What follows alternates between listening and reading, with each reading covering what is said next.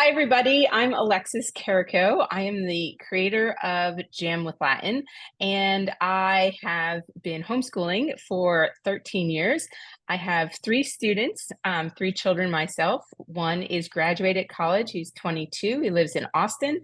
My daughter is 20, going to the University of Virginia and studying an art history, in which she has to take Greek, which she passed with a B, and is going to be taking Latin soon. Again, advanced Latin. So my youngest is 14, going into Challenge 1, which is freshman year, and she's been doing the Jam with Latin program since she's 10. So the thing about our family is we have dyslexia. Not all of them. The middle child, Anastasia, was blessed with other skills, but the oldest and myself and the youngest have dyslexia. So I have built this program and the flashcard system based on different learning styles. So I have learned Latin myself. I taught it to my children, and then people started asking me for help. So that's why I put this program together. But this is an introduction for everybody. You don't have to be in the Jam with Latin program. You just want to be using the Robert Henle textbook. So let's share my screen and get into the PDF here. Okay, so here we're going to be talking about our Latin toolbox. And again, like I said, if you have 1 minute, let me just take that. If you have any questions, just shout them out, because it's easier while I'm in the PDF to be able to hear your questions rather than read them. There is a discount code if you choose to use Jam with Latin. It is a supplement that teaches the Robert Henle textbook. And here today, I'm showing you two things: the Robert Henle textbook and its layout, as well as how to put together your flashcard box, okay? So I do have three children that I did homeschool, and one still at home. And this program came about because of my oldest. He's highly intelligent. Dyslexic students are highly intelligent, but they struggle with memorization. So the flashcard system came from there. Now, we want to say, why do we want to learn Latin? And if you're not on mute, please make sure you put yourself on mute so there's not a background noise. But why do we want to learn Latin? Now, I actually am a secondary education teacher. I have a degree in education and U.S. history. My father is a doctor of education. He taught in public schools for many, many years. And so when I joined Classical Conversations, this was the very first question I asked him. And he's like, well, we did Latin back in school, but I don't know. I'm not really sure. And so when your father, who's a doctor in education, isn't really sure about something, then you're not really sure about it either. But it has been revealed to me that over time, and that was about 13 years ago, over time, the importance of Latin has shown itself to me in almost every aspect. So the short answer is Latin is a great foundation for all learning. It teaches structure, discipline, and patterns that can be applied to all aspects of life, not just writing, but all of your thinking, your logical thinking is a building block. Latin is a building block for that as well. Its grammatical construction is similar to English, so it also helps one write properly and increases vocabulary for better communication overall. Not to mention the influence on the fields of medicine, science, and I forgot law, of course. So Latin is a building block, and we need to know that all the great people of history that we study, Middle Ages on, learned Latin. So just some examples: James Madison, Alexander Hamilton, Thomas Jefferson, all studied Latin throughout their educational career. And Jefferson wrote documents in Latin as well. I'm not sure about Hamilton and Madison, but from my research, Jefferson has writings about American history in Latin. There's also a book, actually 4 books, about George Washington written in Latin. Now, Washington didn't study Latin. Most Latin learners were of affluence because they paid for the tutors. and public school was not in existence at that time. Another one was John Adams from Massachusetts, and he was the second president. So that's now two presidents. And the third president is John Quincy Adams, who is said to have mastered Greek and Latin by the age of 12. Now, you're just introducing Latin at 12. Quincy Adams already knew it, okay? So, and this is John Quincy Adams. He did not get his looks from his father. That picture cracks me up.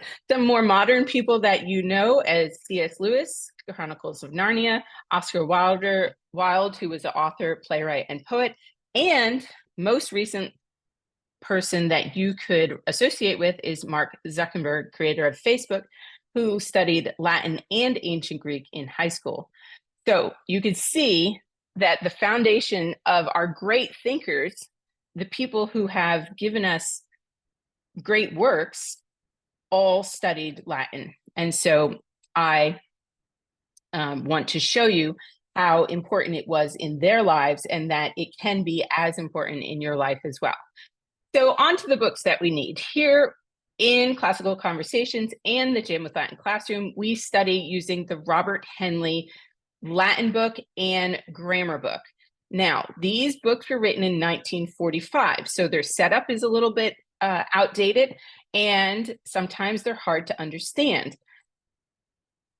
But these books are priceless in the knowledge and the format of grammar, which Robert Henle put into this book. It's also, he was a Catholic priest, but his talks are of Christianity. So we're layering our Christian faith as well as learning Latin at the same time. So here, this one is our textbook and our grammar book. Now, you don't need a dictionary because Robert Henle only uses certain words, and those words are in the back of the Robert Henle textbook. Sorry, I forgot my textbook. Here it is. So at the back of your textbook, there is a dictionary, and his words are all in it. So it's starting on page 489 is the Latin to English, and then on 499 is the English to Latin, okay? 499. So you don't need an actual extra book. There's also apps that will give you Latin translations. I don't use Google Translate, but you can go to a type in what is the Latin declension of the noun that you're looking for, and a couple websites will come up. One that I use is called Cactus 2000. So those are your books, and we're going to start with our grammar book. Now, the grammar book is blue, and it is great to use right off the bat. And there's a couple things to know about the grammar book. First, that there are sections. It's broken into grammatical sections. And so I do, the grammar book itself shows you the rules and the Latin patterns. And I have the different tabs of the different grammar sections. On Facebook, the Challenge A Facebook page for families, I did post an easy way to tab your book, which is what I've done here. And I just went through and found the different parts of speech and labeled them. That was it, made it pretty easy. Okay, so this book is important for you to have and to use. So what you need to know is that in the grammar book, when we're in the Henle textbook, it will refer to grammar number. So you see where my finger is over there at 31, that is the grammar number. When it is not referring to page number, which is either at the top of the page or at the bottom of the page. So if anybody says to you, Henle grammar book number 31, it would be on the left side. So here you can see grammar book number 31, 32 where it says genders, and 33 where it says B. So the rules are labeled by their grammar number. Are there any questions on that? Okay, so in the grammar book, we will find Latin pronunciation. So we have two forms of pronunciations of Latin. So we have the classical Latin, which is at Henle Grammar Book 108. no, 1018, and the ecclesiastic Latin grammar, which is numbers 1 through 5. Now, what are the differences? The difference is that ecclesiastic grammar is the form of Latin used by the Catholic Church and was created or developed by the monks during the Middle Ages. It is still used today, and many songs are still sung as well in ecclesiastic Latin. And this is on page 1, so you can see the page at the bottom, but it's also grammar book number 1. And this is actually the ecclesiastic Latin. Now, there's nothing wrong with ecclesiastic Latin, and there's very small differences between ecclesiastic and classical Latin, but the two systems are very similar, but most colleges are actually teaching the classical pronunciation, which is at the back of the grammar book at Henley Grammar Book number 1018.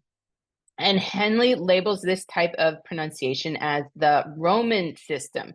It is also called the classical Latin, and most scholars today will call it classical Latin. Again, the book was written in 1945. He didn't change his print because he's not here with us anymore. So the classical Latin or Roman system is the pronunciation used by classical conversations and by myself. And again, the reason is that most colleges are teaching this type of pronunciation for speaking. It's slightly easier, and if you are from a Catholic family, it is easy to go from studying classical Latin in middle school and high school, and then studying ecclesiastic Latin in the later grades in college. Okay, any questions on that? The important thing to know is there is no Latin pronunciation police. So just try your best.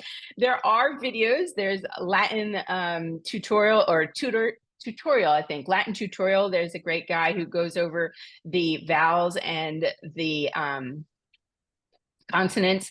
I have a video on Jam with Latin YouTube page about vowels and consonants. There's another guy from Italy who has a great accent. He's great to listen to. So there are ways to listen to it. If you're in the Jam with Latin classroom, my Quizlet has all of the pronunciation as best I can. But I say as best I can because I grew up in New Jersey and I live in Texas. I have 2 accents already. My accent is not going to be exactly like a classical Roman accent. So you just do your best, okay? Also, there is a rise of speaking Latin throughout universities, that the study of speaking it is becoming more popular. So just do your best and sound the words out. Each letter in a Latin word gets a sound. Now, that's it about sounds. You can look it up on YouTube. You can find the videos in the Jam with Latin classroom, but that's just what you need to know. 2 pronunciations, classical and ecclesiastic, and we use classical. Now, on to the Robert Henle textbook. It's so pretty here, brand new. I never used it. But as you use it, you might want to tab them. And what I did was I would tab 1 lesson at a time. I didn't do the whole thing. And as I went through the book, I would tab lesson 1, lesson 2, lesson 3. And that's because in each chapter or lesson, which is what it's called, Henley gives us a specific topic. So once you know your lesson numbers, you can dive into that. So let's dive into the Robert Henle textbook and see that each lesson is going to be labeled lesson and the number, and then it's going to be in bold. Okay. Because it is an older textbook, sometimes things run together. So some people like to highlight the text. Again, what I do is I put a tab on the opposite page. So here's lesson 1, and there's the tab over there. Okay, so that's where I know I'm in lesson 1. The next thing is that some rules are given in the box, but not all rules. So that's why you have the grammar book. So some rules that Henley wants to point out are in these boxes, but that's only some of the rules. The next thing is the sections, and new moms always miss this, is that there are sections, and those are numbered. So we would have lesson 1, section 1 is right here where my arrow is. And this is also in bold. And that's important to point out because sometimes you're working on one section, and in a section, Henley will teach a specific topic. So here he was teaching the first declension of terra. So all of section 1, including the exercises, would deal with nouns that are exactly like terra. And so here are our vocabulary words, and these all are listed together, and those are the words of the same family of what he was trying to teach that section. Any questions on your layout? I have some more layout information in a second. Okay, so here is the next page. I turn the page. Your exercises are also going to be in bold, but they're also numbered. So you have numbers for the lessons, you have numbers for the sections, and you have numbers for the exercises. And they all three just continuously grow. So here's 2 exercises that are labeled, and you can see how they're centered, so you can pick those out. The new sections are simply numbered, which is what I said, but you need to pay attention to them because, again, they're small and they kind of run together. You can see here where it says 3, use of verbs, right above it, it said exercise 4. So they're very close together. So take your time if you're using just the Robert Henle textbook. Okay, so what I'm going to show you now is how Jam with Latin has modernized the Jam with Latin textbook. I do have permission from the Loyola Press. The Robert Henle textbook is in copyright until 2025, and they gave me permission to use the Henley words in my documents. So what I have done is I've put in a daily checklist for you as the mom and for your students. And then the rules. So instead of having 2 books, I have combined the rules into the page in which they're being taught. And then we have the exercises. What I've found over time, because of my dyslexic children, is the small print of the Robert Henle textbook was confusing them. So I actually spent 1 whole year typing up all of the exercises, and then I created parsing boxes. Now, what a parsing box is when you take a sentence and you take each word in the sentence and you break it down into its parts. You can do this with a notebook. You could do this with Jam with Latin Chart A. You could do this within the Jam with Latin printouts.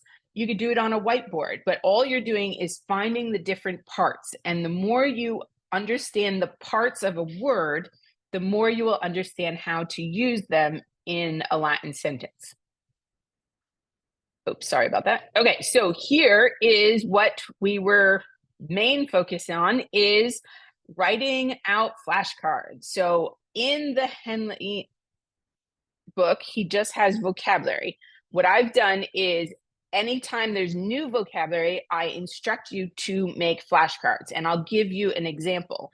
So we are going to be focusing on building our toolbox of our vocabulary flashcards.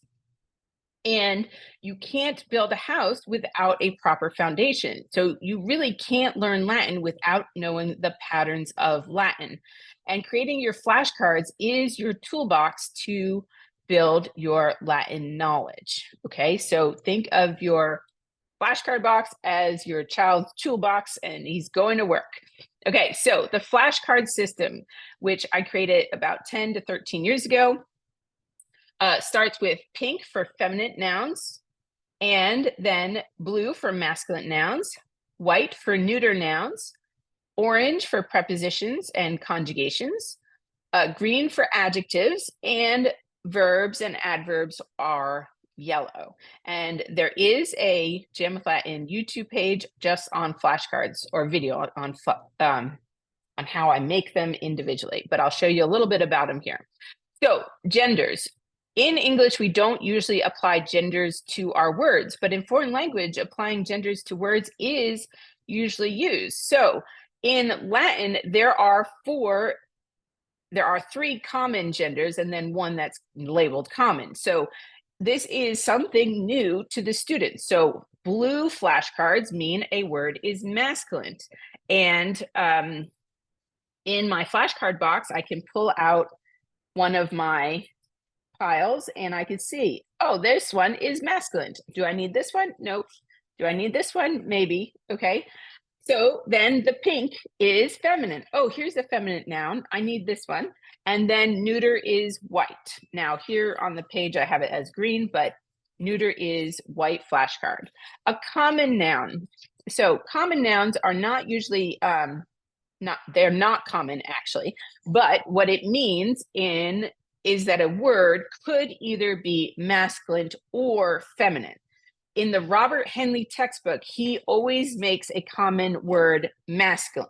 Okay, he's always using it as in the masculine form. And this is something important to remember when you're studying classical Latin. In ancient Rome, the society was patriarchal, was run by men. And so our focus is, how did they run society? They ran society with men in charge. Most words are masculine, that are nouns. And if it was a job a man did in ancient Rome, like sailor or poet, they will be masculine, or king, masculine. Okay, so we need to focus on that as a historical lesson. But the color coding shows the students what gender they are. And it is important to understand the genders of the nouns. So just a little lesson here so that you can understand how the cards work, okay?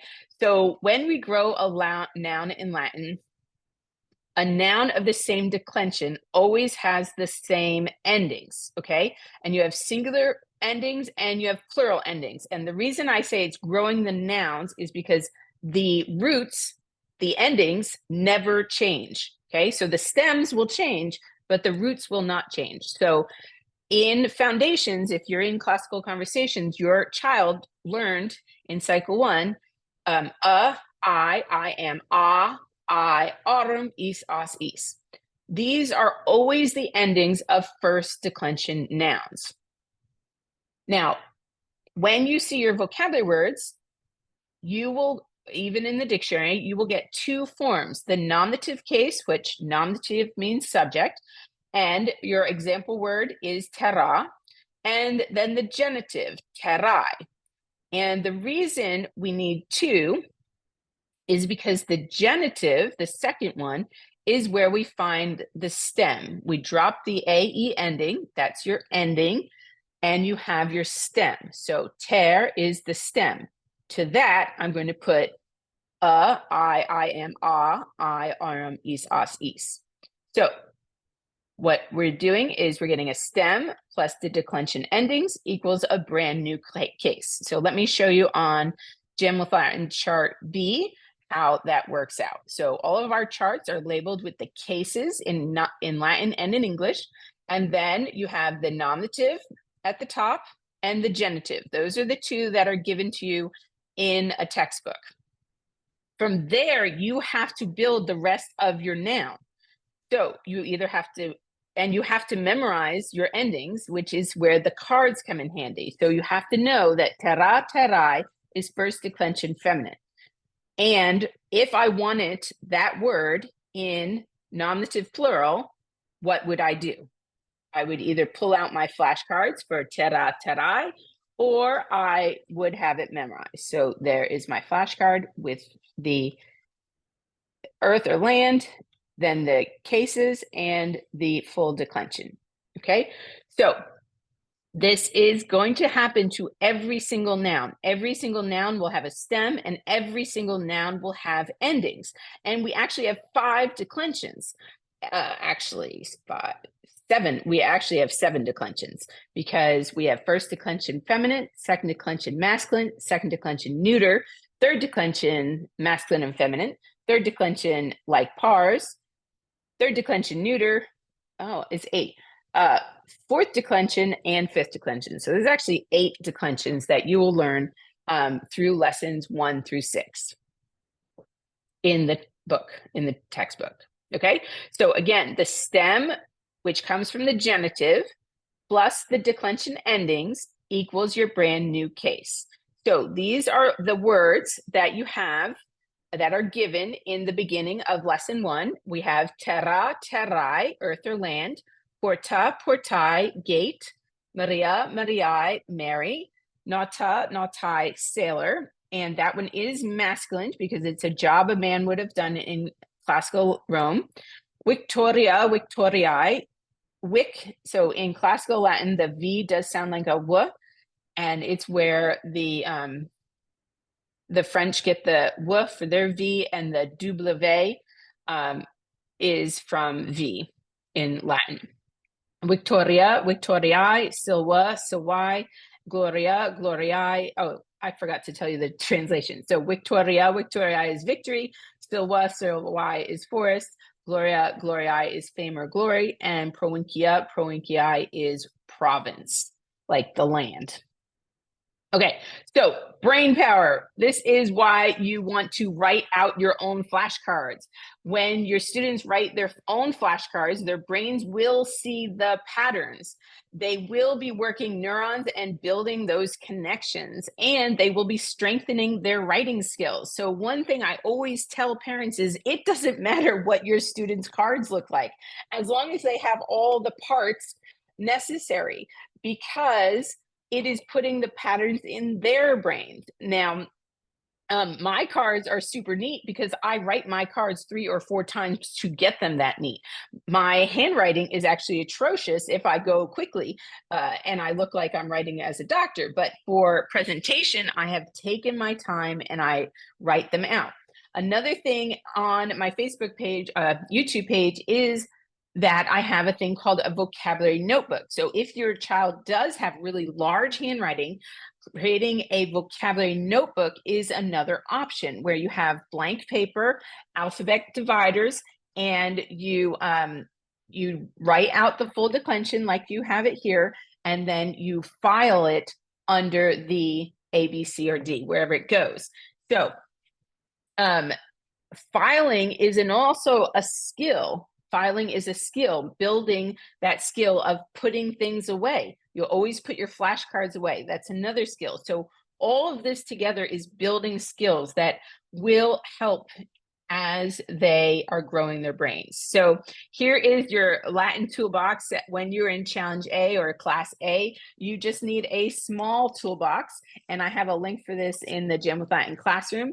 And you want the alphabet dividers. So this is my challenge 1 and 2 box, and I put all my alphabet in, and over time you build your cards. Each year you don't make the same new cards. You reuse them, and you will use them for translation. So card building does take time. And here on the left is the front of the cards, and on the right are the back of the cards for the first section of the Henley textbook. And you can find the declension online, or you can just simply remember, you take the stem and then you add the same exact ending. So if you go to porta, what is the stem? Well, porta, portae. Go to the second one, drop the AE ending. That is your stem, port. So then I would write gate, nominative, genitive, dative, accusative, and ablative. And then I'd write port all the way down, and then go back and write my endings. A, I am, I, arum, is, as, is. Maria, Mariae. Now, people usually don't have a plural, but so I did only in the singular. But what if I did run into 100 Marys? I might need the I, arum, is, as, is. So I use them there as a review. Victoria, Victoriae, you drop the AE and you get your stem VICTORI. Now, it is okay to have vowels together in Latin. There's no rule about that. What the rule is whatever the stem is, you add it to the endings. And if they're both vowels, it doesn't matter, just keep going. So Gloria is another word with a I, and then it turns into IA. Silva, Silv is the stem, and that's pretty easy to decline. So what the point is that card building takes time. And I like to think about Thessalonians 3, 7 through 9, because a lot of times in American society, we don't allow our children to do work. We think we are, but we are not allowing them to make their own bread and to build their own houses and to do the work that we need them to do, because work builds character and builds knowledge. So I like to refer back to Thessalonians 3, 7 through 9. Nor did we eat anyone's bread without paying for it, but we toiled and labored. We worked night and day that we might not burden, we not be a burden to any of you. It was not because we do not have the right, but to give you in ourselves an example to imitate. Sorry. So you doing work shows your students that it's okay to do work, that we should be doing work. And building your flashcards is a way to do that. Also, you can work as a team. Let's say your child does have a disability. Work as a team. Mom does the front of the card. Mom puts in the nominative, genitive, dative, accusative, and ablative. And then the students put in the stem and the endings. It's the stem and the ending pattern that is the most important for the student's brain. So if you want to work as a team, that's great. Let's say you have twins in the same class. One of the twins can do, you could split up the work by splitting up the vocabulary words and have half of the twins do one half and the other twin does the other half. So be creative, but get the job done. Okay, so it's okay to take the most amount of your Latin time on building your flashcards. I tell everybody to set a timer for 60 minutes and first read through the lesson or watch the Jam with Latin video. The instructional video teaches the lesson and the section. So you don't have to read through the actual textbook if you have Jam with Latin videos. Then you create your vocabulary flashcards. And in the videos, I show the students how to do the flashcards. And then with time left, you use your flashcards as tools to help you translate some of the sentences. So it is my experience that making your flashcards your very first year of Latin is more important than doing all the exercises and all the sentences. Yes, people have learned that way, but in my experience, the kids who spend the time are the ones who are successful later on. Another thing about your card box is that as you build your cards in A and you move into B, in Classical Conversations Challenge B and Jam with Latin Class B, we repeat lessons 1 through 15. So all the work you did in Class A or Challenge A, you then use those flashcards to focus on the exercises when you get into B. And you will see your knowledge and your students' knowledge like double, because they're relayering it and they're seeing the patterns and they're understanding how the patterns are actually working in the sentences. They're not guessing. When my daughter went from A to B and she had a question, I would say, did you look in your card box? Did you pull that card out? No. Okay, do that. Find the ending of the word. What part of speech is it? All of that information is in your toolbox and at their hands so that they can use it. Okay, so that is really all I have for today. In the Jam with Latin family, we have a lot of products that will help you. I do not sell pre-made flashcards because I don't want to take that skill away from you. I could do it and many people would buy them, but I'm not going to. I want you to spend the time making your flashcards before you do anything else. You can always ask me questions at jamwithlatin@gmail.com. And I do have a summer code of Summer Jam for 15% off. And the scholarships are available for those in need. know that students who have taken to heart the Jam with Latin process and focused on flashcards have gotten high grades in the national Latin exam, where they are higher than the national average. The national average is 25, and I get reports of 30 to 37, which is extremely good. I had one student who this year, he told me he got a 97, but basically he got two wrong. So he didn't do anything else except for the Robert Henle textbook and the flashcard system. So it does work, and you are building a great foundation for your students to see the patterns. And in my opinion, God made these patterns so that we could reuse them and learn so many other bits of information throughout his world. So does anybody have any questions? That is really all I have for today.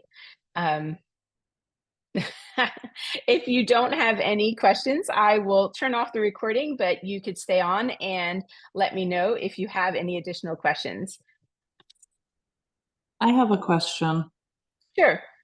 We did not do Jam with Latin last year. My son will be going into Challenge B. And so the flashcards that he would have made last year were obviously don't have. What is how can we, I guess, kind of catch up? Because we are planning on using Jam with Latin this year. So how can we catch up with the flashcards and know what we're doing? Yeah.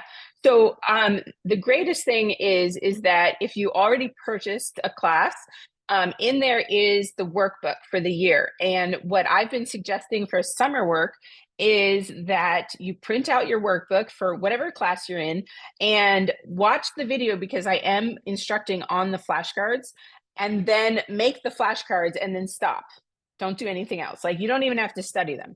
Just watch the video, make the flashcard, and stop. So you're doing like maybe 30 minutes of work, and then do that, maybe into a middle of July, and then stop, take a break, let your kids take a break. But doing that pattern for a few weeks before you take a break will start to build those patterns. And then when you get back to B, it is okay if, let's say he's done the first 4 weeks of flashcards.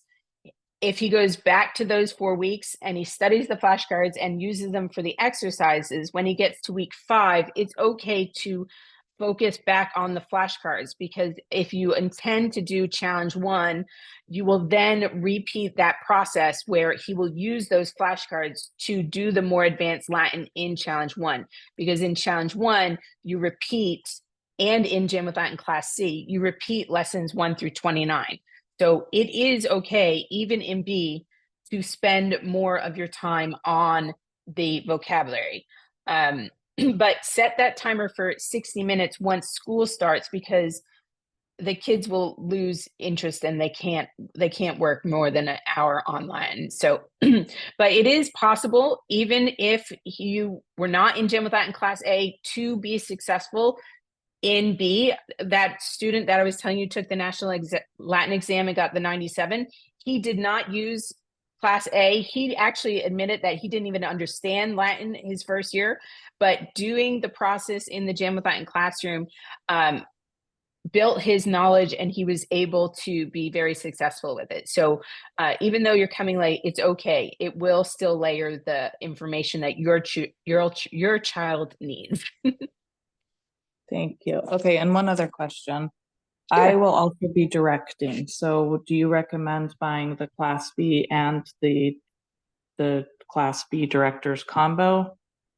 Okay, so you only need one. And if you're Okay. directing, you do want the Jam with Latin director's combo class B.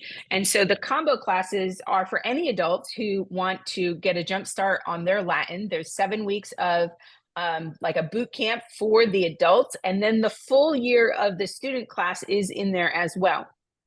So that saves you money. You don't need both, just the director's combo class B.